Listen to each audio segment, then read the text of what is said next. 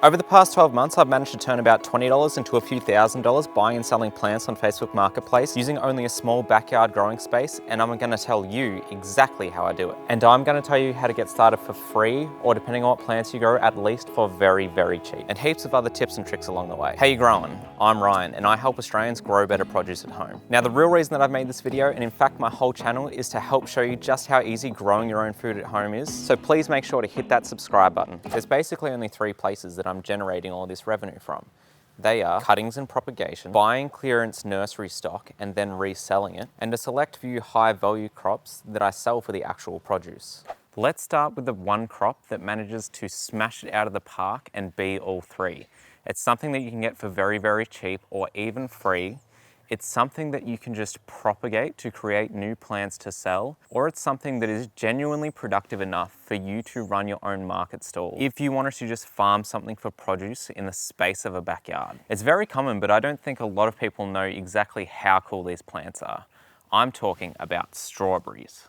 So strawberries are actually a perennial, which means that they don't die off after winter. They will live for years and years, but they will actually only have a good 3 or 4 fruiting seasons. But the coolest thing about them is that one of the ways that they naturally reproduce is to shoot off runners that would then turn into their own plants, which makes them such a prime candidate for this. And the cool thing is that they're really easy to get for free, because if you know anyone who has any strawberries, they have probably spat out a runner that you can then just take as a cutting and start your own strawberry patch. More realistically, if this is something that you wanted to do at scale, you can buy bare root strawberry runners. For around $25 to $35, you're going to be getting 20 to 30 plants. If you're trying to maximize your fruit production from your strawberries, what I would do is, as soon as it shoots out runners, just cut them off so that the plant can focus a lot more on producing green growth and then fruit. Or if you're just a keen home gardener, what I think is the best of both worlds is let it shoot out its first runner,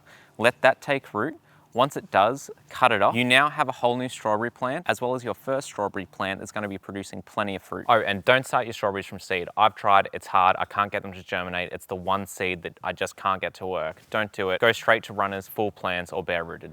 The next one I'm not going to spend too long on, but if you wanted to dedicate a decent amount of your backyard to growing a crop that you're then going to sell at a market, the other one that's really easy to grow and really high value, especially for the small amount of space that it's going to take up, is what's in front of you right now, which is garlic. The awesome thing about garlic is that the individual bulbs only need to be placed 10 to 15 centimeters apart, and they sell low quality commercial garlic in the supermarket for about $25 a kilo. Quality, local grown, organic garlic can fetch a real premium over what's in the supermarket.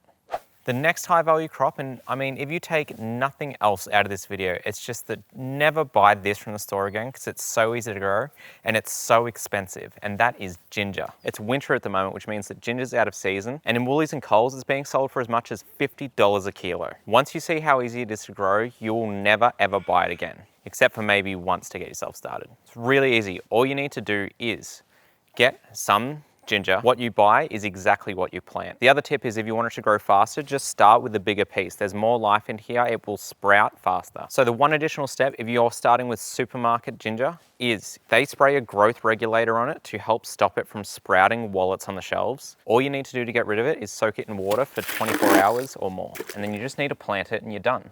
The part of ginger that we eat is a rhizome, which just means that it's a horizontal stem of the plant, so you need to plant it like this and it will grow like this, which means that the worst thing you can plant it in is something with not much of a diameter, because once you put it in and it starts growing, you're really limiting the amount of growth that you can get there. What I would recommend is something like a grow bag. Now, you'll see a lot of guides tell you that you can plant ginger in really shallow but wide planters, but I wouldn't recommend that.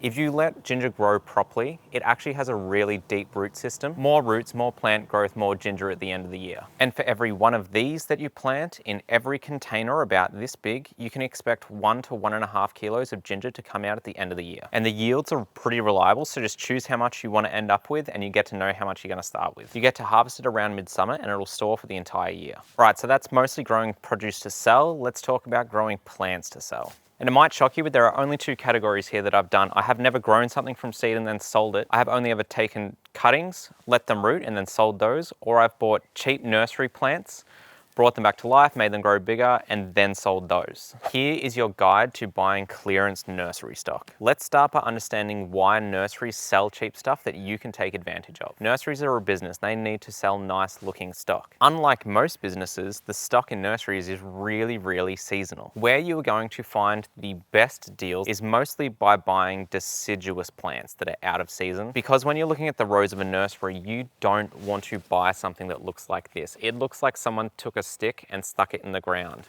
But the reality is, this is a pomegranate, and pomegranates are deciduous. This is just the way that it looks over winter. Once the spring comes back, it gets all nice and leafy, it puts on a whole bunch of new growth, and it looks like a really attractive plant. You can also do this a lot with deciduous fruit trees like apples and pears and peaches. The other big place to win are plants that everyone assumes are a spring or summer only crop, but are actually perennials.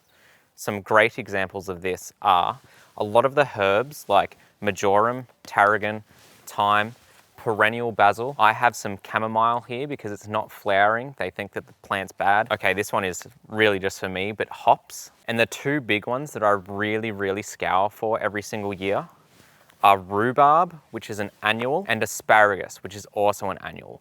Both of those will last 10+ years in the garden, but for some reason nurseries, especially Bunnings, go, oh, it's no longer the growing season, time to sell these.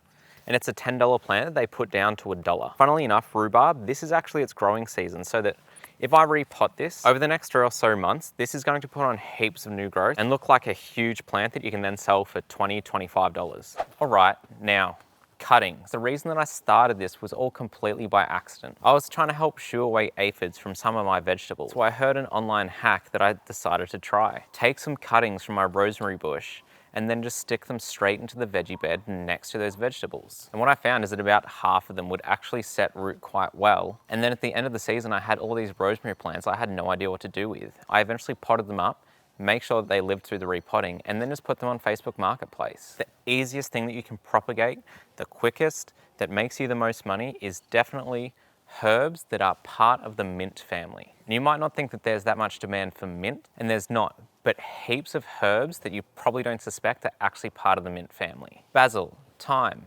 parsley, oregano, all part of this family that have this very important trait. They are vigorous rooters, which means that if I take a cutting and plant it, it has a very high likelihood of actually setting root and then living on as its own plant. And all I did for ages is something like this perennial basil here, is I just find a good point to take a cutting, just find a part of the stem that has plenty of leaves coming out from it, take a cut just below, you take off the bottom 2 leaves, and I stick it directly in soil. I don't even bother doing something like letting it set root in water first. Now in terms of selling them, and there'll be a bonus tip in here of how to stop yourself getting screwed over when buying plants from nurseries. When I was first doing this, I was mostly just selling the cuttings of the herbs for about $2 a plant. And that was going okay, but after the pots themselves cost about 70 cents, there's not much profit there.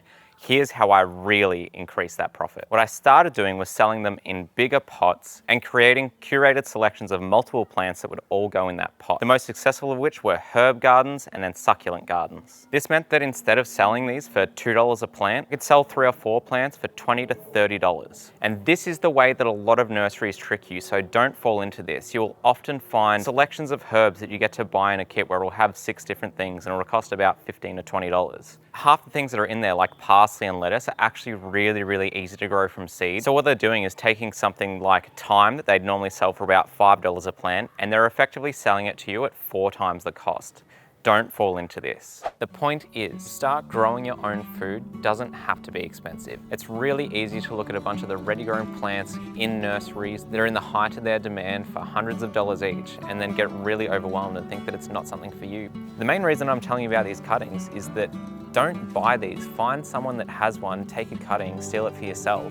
So that's it. I'm not doing that anymore. What I'm doing is focusing on teaching you and everyone that I possibly can that growing your own food at home can be easy and inexpensive. If you'd like to follow along on this journey, please subscribe. If you're stealing any of my tips, the least you can do is please give me a thumbs up. I have heaps more tips to give, and I'm sure that a bunch that I've shot have been cut out of the edit. If you have any questions about anything that I've said, please leave them down in the comments. I'll definitely get back to you. Yes, please subscribe because I'm starting something special here, including my first project is turning my backyard into a modern food forest. Thank you so much.